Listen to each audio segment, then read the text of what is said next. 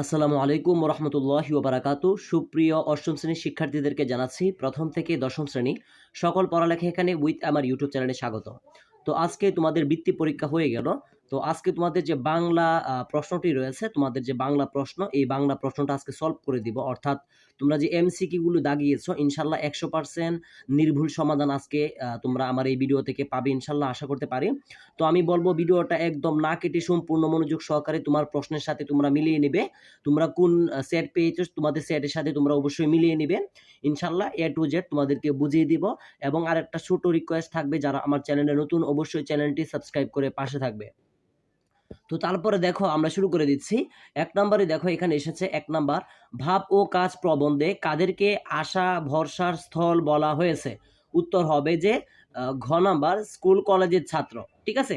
তারপরে দেখো দুই নাম্বারটা দেওয়া আছে, টিনের বাক্সটা কোথায় লুকিয়ে রাখা হয়েছিল? উত্তর হবে ক, বিচুলি গাদায়। ঠিক আছে। তারপরে 3 নাম্বারটা দেখো, রূপাই কবিতায় কোন ঋতুর উল্লেখ রয়েছে? এটা তোমরা সকলেই জানো, আমি আশা করি এটা তোমাদের সকলেরই হয়েছে। উত্তর হবে গ, হেমন্ত। তারপরে দেখো নিচের উদ্দীপকটি পড়ে 4 ও 5 নং প্রশ্নের উত্তর দাও। অর্থাৎ এটার যে সমাধানটা আছে তোমরা তো অবশ্যই এটা পড়ে নিয়েছো, তারপর আমি তোমাদেরকে পড়ে দিচ্ছি তোমাদের সুবিধার্থে।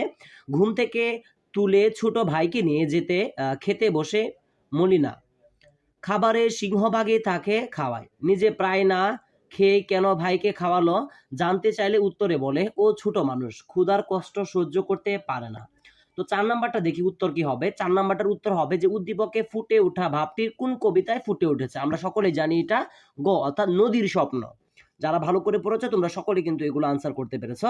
তারপরে দেখে 5 নাম্বার, সাদৃশ্যপূর্ণ ভাবটির বিপরীত ভাব নিচের কোন পঙ্গতিতে বিদ্যমান? পঙ্গতিতে বিদ্যমান। উত্তর হবে কিন্তু ক, কহিলেন শেষে কুর হাসি হেসে আচ্ছা সে দেখা যাবে। এটা সকলে জানো যে সাদৃশ্যপূর্ণ ভাবটির বিপরীত ভাব নিচের কোন পঙ্গতিতে বিদ্যমান? উত্তর হবে যে ক নাম্বারটা, অর্থাৎ কহিলেন শেষে কুর হাসি হেসে আচ্ছা সে দেখা যাবে। তারপরে দেখো 6 নাম্বারটা যেটা রয়েছে, 6 নাম্বারটা দেখো, জাগো তবে অরণ্য কটারা কবিতায় কবি ব্যতীত হয়েছেন কেন? উত্তর হবে ঘ, অরণ্য নিধন লক্ষ্য করে। অর্থাৎ প্রচুর পরিমাণ গাছপালা কেটে ফেলছে, সে কারণে কিন্তু জাগতবে অরণ্যর কন্যা কবিতায় কবি ব্যতীত হয়েছিল। আর আমরা জাগতবে অরণ্যর কন্যা এটা লিখেছে কিন্তু সোফিয়া কামাল। তো তারপরে চলে যাব আমরা 7 নাম্বার এমসিকিউটাতে চলে যাব। তরুলতা শিরে তোমারও এই প্রসাদ, এখানে প্রসাদ কথাটি দিয়ে কি বোঝানো হয়েছে? উত্তর হবে ঘ, আশীর্বাদ। তারপরে 8 নাম্বার, সুফিয়া কামাল গণগ্রন্থাগারে গিয়ে বিভিন্ন শ্রেণী পেশার মানুষ পছন্দ মতো বই পড়ে, এই গ্রন্থাগারটিকে বলা হয়? উত্তর হবে খ, অর্থাৎ 2 নাম্বারটার কি উত্তর হবে। তারপরে দেখো 9 নাম্বার, মালির বউ অতিথিকে মেরে বের করে দেয় কেন? উত্তর হবে খ, খাবারের ভাগ দিবে না বলে। খুবই সহজ। তারপরে দেখো 10 নাম্বার, কোন অনুষ্ঠান লুপ্ত? কোন অনুষ্ঠান লুপ্ত? উত্তর হবে ঘ, নাম্বারটা দেখো দাগানো আছে। তারপরে দেখো 11 নাম্বারটা দেখো, প প্লাস সরিয় সমান ব সন্ধির এই নিয়মের উদাহরণ কোনটি? উত্তর হবে খ নাম্বারটা, দেখতে পাচ্ছ। তারপরে দেখো 11-র উত্তর হবে খ। তারপরে দেখো 12 নাম্বারটা, কেবল অপ্রাণীবাচক শব্দের বহুবচন বোঝাতে কোনগুলো ব্যবহৃত হয়? ঠিক আছে, এটার উত্তর হবে ক নাম্বারটা। ঠিক আছে, আর অর্থাৎ এই ক নাম্বারটা হবে আর কি, পুঞ্জ মালা রাজি, এটা ক নাম্বারটা উত্তর হবে।